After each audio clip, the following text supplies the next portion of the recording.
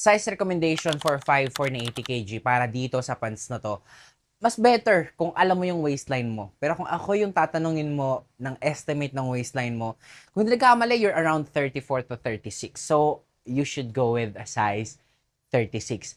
Yun na yung pinaka-safe na mararecommend ko. Kasi kung medyo may kaluwagan yun sa'yo, pwede mo kasing remedyohan yan ng sinturon. If you go with 34 kasi, baka sobrang sakto lang sa'yo nun, hindi ka na makapag-adjust. So, 36 kasi, ma-adjust mo pa. Anyway, expect mo na pag dumating sa'yo to, medyo baggy siya kasi may kahabaan siya kung titingnan.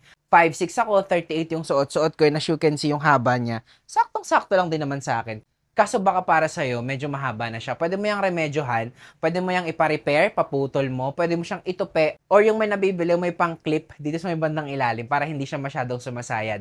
6 pockets na rin pala yan. So, dalawang slanted front pocket, dalawang cargo side pocket, and also, dalawang back pocket. Semi-straight cut, baggy style na loose pants. So, expect nyo na loose yan at hindi masikip sa legs natin.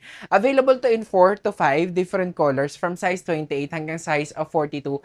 And yes, pwedeng-pwede siya sa mga plus size at sa mga regular size. Unisex na rin pala to, kaya wala siyang pinipiling gender. So kung naghahanap kayo ng ganitong klaseng pants, you may consider buying this one that I'm wearing right now. All you have to do is to click the link, hanap ka dyan ng size siya kulay, tapos check out mo to.